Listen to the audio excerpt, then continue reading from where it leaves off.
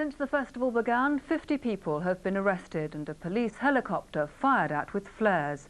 The travellers say they won't be moving on for a few days, and tonight the festival still appears to be in full swing. Local people are angry about finding drug-taking equipment dumped in gardens and sheep savaged to death at a local farm. The travellers say they've already started a clean-up operation, and when they do go, nobody will ever know they were there. In a minute, we'll have reaction from people living near the festival site, the local MP and police involved in trying to control the festival. We'll also be going live to Malvern for the latest news from the scene. But first, a look at the events of the past few days. Richard Barnett reports on the Bank Holiday Festival that seems to have taken everybody by surprise. This was the moment when the travellers hatched their plot to invade Castlemorton Common. Nearly 200 vehicles pulled up at the roadside on the A38 just south of Gloucester. The travellers had already been thwarted by Gloucestershire police, who blocked entrances to a site in the Forest of Dean. So they held a roadside meeting and decided to head for Castlemorton over the border in Worcestershire. Soon the calls were going out to groups all over the country, and as the police looked on, the ramshackle convoy moved off.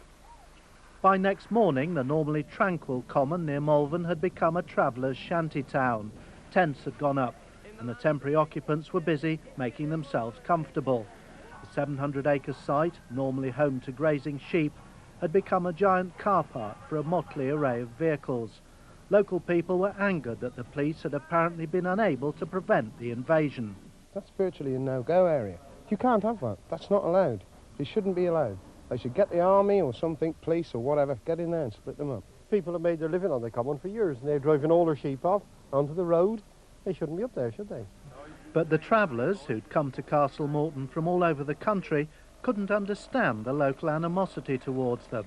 I don't think the local people should kind of make themselves separate from these people, because some of these people are the sons or the relatives of the local people. If we want to have a gathering, why not? Why can't we party? It's not hurting anybody. I mean, we clear up the mess after the legislate. All the mess was cleared up.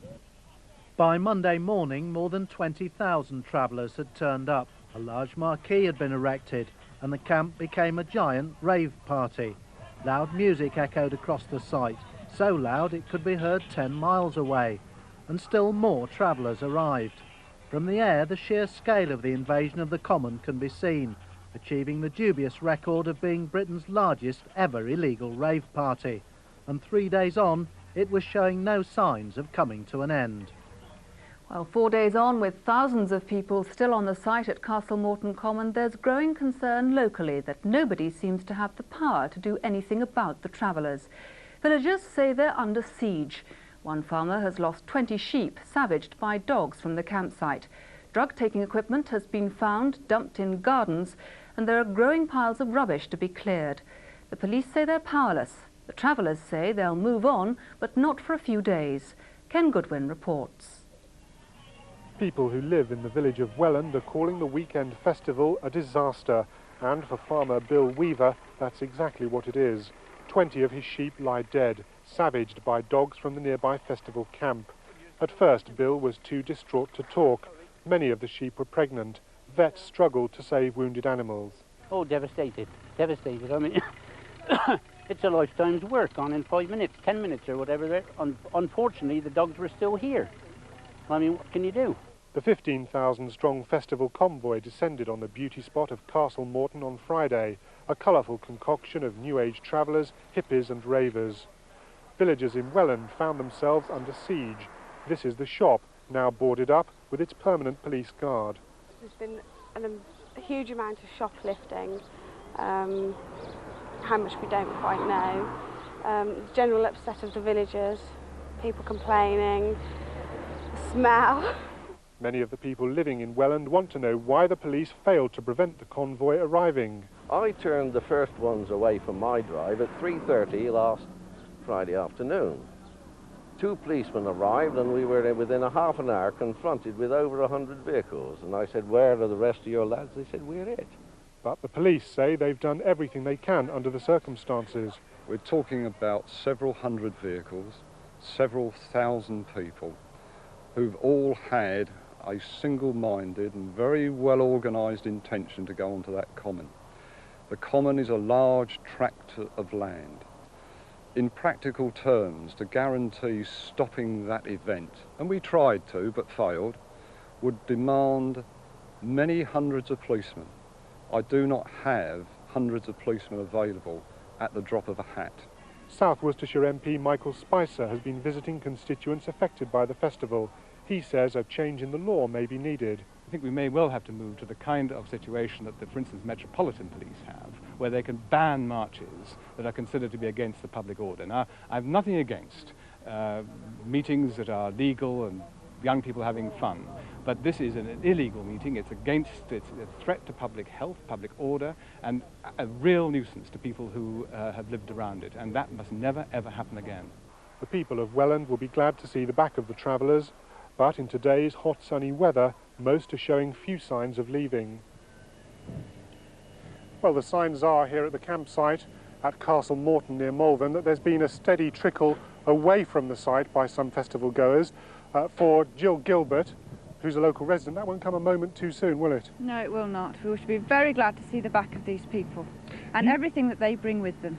You sent your 3-year-old child away for the weekend. Why was that? I sent him away, firstly because I was frightened for his safety as well as our own.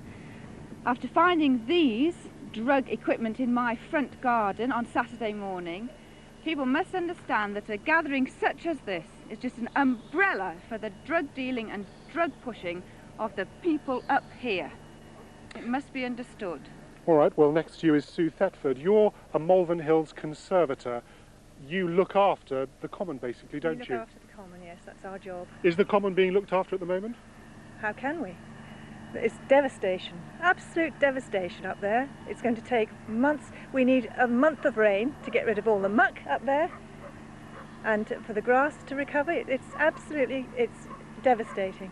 Now, there are those that say the police could have acted sooner to keep the festival goers here off of the common. What would you say to that? Well, I do know that one of our voluntary wardens rang the police on Thursday night because he knew that they were on their way, and when 2 police arrived at 3:15 on Friday, it was not adequate to keep these people away. Janet Wheeler, you live nearby. Have you been kept awake? Every night. We've in fact not bothered to go to bed the first night. We were so scared of the influx of thousands and thousands of people. During the last 3 days I've seen so much law breaking. I've seen a policeman run over. I've seen cars smashed to pieces. I've heard of my friends driving up here and people jumping all over their cars. That frankly you're frightened to go to bed. When you do, you have to wear earphones because you can't hear the music. This music now is nothing to what it's been before. This is not even as loud as I've heard it a mile away. All right, well, standing next to me we have John, one of the festival goers. You've heard what some of the people have said. First of all, what about the state of the common, the way you're leaving it? Well, we're making efforts at the moment to clean up the common. I've been down to see the council today to get large quantities of bin bags, and all the people that are staying behind to clear up will be making every effort to make sure all the rubbish is removed. And also we're hoping to get some skips up here from the local council to get it all taken away. Steve, what about the noise? The noise has been kept to a minimum now, I mean, due to complaints from the locals. What about the drug dealing? What about the drugs? The drug dealing? I know nothing about that. I the think police have put a report in to decriminalise most drugs at the moment because they've realised, well, the consequences. But it's a criminal offence at the moment, and this lady's found syringes in her garden. I'd like to know where she found those syringes. Like, you see that in towns, you see it all over. I mean, personally, I don't think it's very good myself, that, but I mean, I wouldn't do it, and you get bad people everywhere. When are you going to leave? As soon as the site is cleared up. All right. Back to the studio and to Anne. Thanks, Ken. Ken Goodwin there at the Malvern site.